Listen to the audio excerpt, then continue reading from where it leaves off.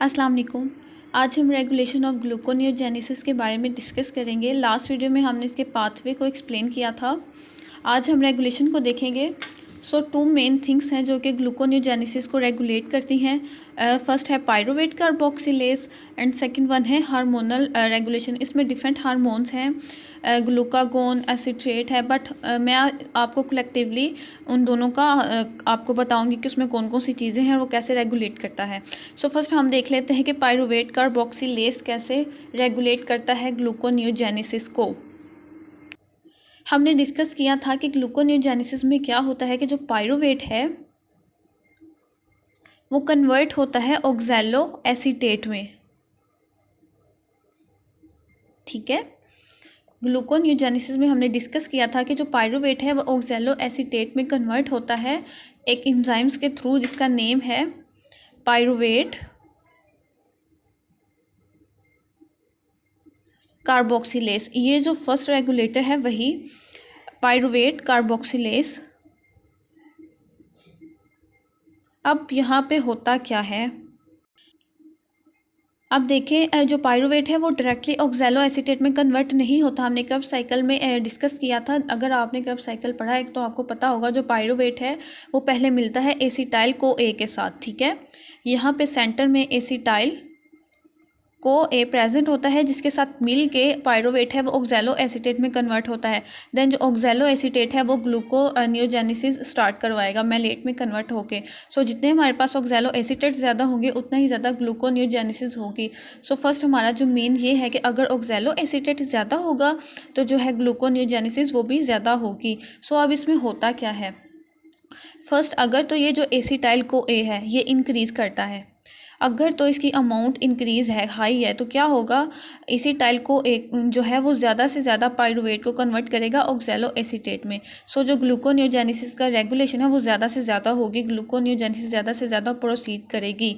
But अगर तो acetyl को ए है उसका जो अमाउंट है वो डिक्रीज़ है, वो कम है, तो क्या होगा, जो एसीटाइल को है वो आगे प्रोसीड नहीं करेगा, वो ऑक्सैलो एसीटेट नहीं बनाएगा बल्कि वो अपनी जो अमाउंट है उसको इंक्रीज़ करेगा। उससे क्या होगा, ग्लूकोनियोजेनेसिस की जो प्रोसीड है वो कम हो जाएगी, ग्लूकोनियोजेनेसिस कम हो जाएगी। जो मेजर रेगुलेटर है वो है पायरुवेट कार्बोक्सिलेज, बिकॉज इसी इंजाइम्स के थ्रू ही ये जो 3 स्टेप हो रहे हैं, पायरुवेट कन्वर्ट हो रहा है एसीटाइल को ए में, देन ऑक्सैलो एसीटेट में। ये जो स्टेप हो रहे हैं ये इसी एंजाइम की वजह से हो रहे हैं, पायरुवेट कार्बोक्सिलेज। ये मेन रेगुलेटर है। अगर ये होगा तो ये स्टेप होंगे ना। ये मेन रेगुलेटर है, इसको आपने जहन में रखना है। एक दफ़ा दोबारा देख लें, जो पायरुवेट कार्बोक्सिलेज है वो कन्वर्ट करवाता है पायरुवेट को ऑक्सैलो एसीटेट में। बट जो दरमियान में आता है एसीटाइल को ए, पहले वो एसीटाइल को ए के साथ मिलता है, देन ऑक्सैलो एसीटेट बनता है। अब अगर तो एसीटाइल ए की जो है अमाउंट ज़्यादा है तो ग्लूकोनियोजेनेसिस भी इंक्रीज़ होगी, बट अगर एसीटाइल को ए की जो अमाउंट है वो कम है तो ग्लूकोनियोजेनेसिस भी कम होगी।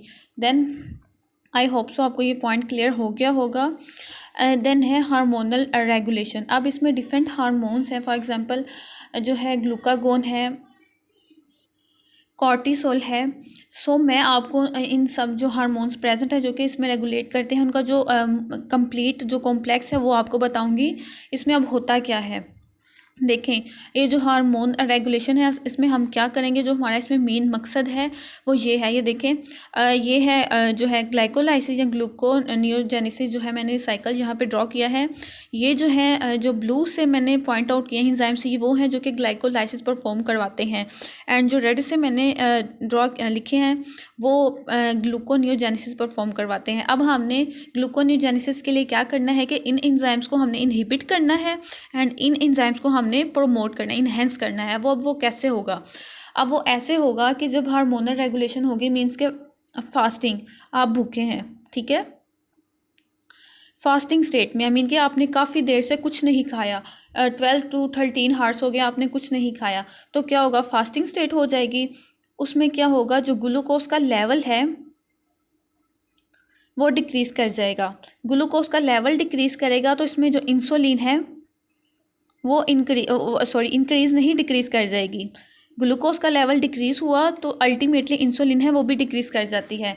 जब इंसुलिन एंड ग्लूकोज जो है वो डिक्रीज़ करेंगे तो जो ग्लूकन है सॉरी ग्लूकागोन वो इंक्रीज़ कर जाएगा, ग्लूकागोन इंक्रीज़ कर जाएगा। इसमें आपने एक जहन में रखना है कि ग्लूकोज एंड जो ग्लूकागोन है इन दोनों का इन्वर्स रिलेशन है। अगर तो ग्लूकोज ज़्यादा होगी तो ग्लूकागोन कम होगी, बट अगर ग्लूकोज कम है तो जो ग्लूकागोन का लेवल है वो इंक्रीज़ कर जाएगा। अब यहाँ पे ग्लूकोज का लेवल कम है, फास्टिंग स्टेट में है, तो जो ग्लूकागोन है वो इंक्रीज़ है। तो अब ये क्या करेगा, अब ये सिग्नल भेजेगा एडिनाइल साइक्लेस को ही देखें, यहाँ पे जाके ये सिग्नल भेजेगा एडिनल साइक्लेस को। वो क्या करेगा, वो एडीपी को कन्वर्ट करवा देगा साइक्लिक एएमपी में, ठीक है। ग्लूकागोन जब इंक्रीज़ होगा तो वो सिग्नल भेजेगा एंड एडीपी है जो वो कन्वर्ट हो जाएगा साइक्लिक एएमपी में। अब इससे क्या होगा, जब साइक्लिक एएमपी में कन्वर्ट हो जाएगा तो यहाँ पे वो बन जाएगी प्रोटीन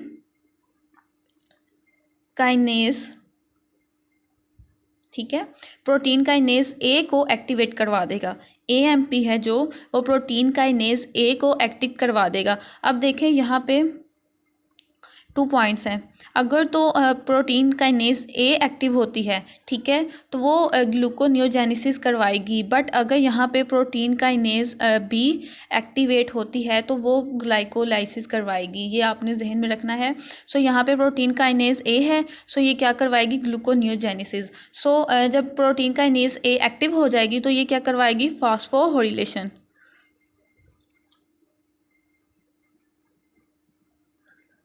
अब ये लास्ट स्टेप है, जब फास्फोरिलेशन बन जाएगी, ठीक है, जब फास्फोरिलेशन के बनने के बाद फास्फोरिलेशन डायरेक्ट अफेक्ट करेगी पाइरुवेट काइनेज को। ये जो ग्लाइकोलाइसिस का एंजाइम है इसको क्या कर देगी, इनहिबिट कर देगी, रोक देगी, स्टॉप करवा देगी, ठीक है। जो फास्फोरिलेशन हुई है वो क्या करेगी, हमने इसे, हमारा मेन मकसद एम यही है ना कि हमने ये जो ग्लाइकोलाइसिस के एंजाइम्स हैं इनको इनहिबिट करना है ताकि जो हमारी ग्लूकोनियोजेनेसिस है वो सही तरीके से रेगुलेट हो सके। सो ये जो एंजाइम है इसको इनहिबिट कर देगी एंड जो पाइरुवेट कार्बोक्सिलेज है जिसने ऑक्सैलो एसीटेट में कन्वर्ट होना है, देन ग्लूकोनियोजेनेसिस हमारी बनेगी, उसको क्या करवाएगी, ये प्रोमोट इन्हेंस करवा देगी, ठीक है। इसको क्या करवा देगी, इन्हेंस करवा देगी। अब यही जो स्टेप है फास्फोरिलेशन का, यही डीएक्टिवेट करेगा जो हमारा सेकंड पार्ट है जिसमें हमने फ्रुक्टोज 1,6-बिस फास्फेट को कन्वर्ट करना है फ्रुक्टोज 6 फास्फेट में।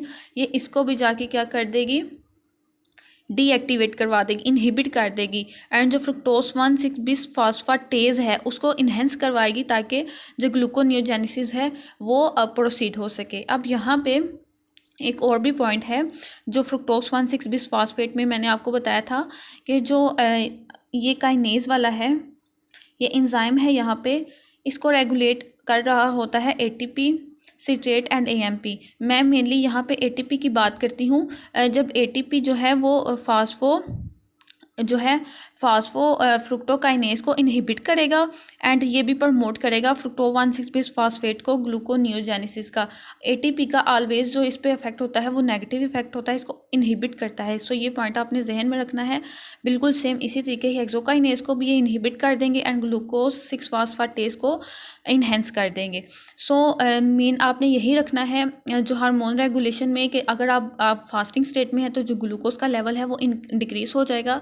ग्लूकोज का लेवल डिक्रीज होगा तो अल्टीमेटली इंसुलिन का लेवल भी डिक्रीज हो जाएगा, उससे जो ग्लूकागोन का लेवल है वो इंक्रीज हो जाएगा और वो सिग्नल भेज देगा एडिनल साइक्लोज की तरफ, वो एडीपी को कन्वर्ट कर देगा साइक्लिक एएमपी में। अब जो साइक्लिक एएमपी है वो एक्टिवेट करेगा प्रोटीन काइनेज ए, जो कि बना देगा फास्फोरिलेशन एंड फास्फोरिलेशन वो स्टेप है जो कि डायरेक्ट अफेक्ट करेगा जाके जो ग्लाइकोलाइसिस का एंजाइम है उसको इनहिबिट करेगा एंड जो ग्लूकोनियोजेनेसिस का एंजाइम है उसको इन्हेंस करेगा।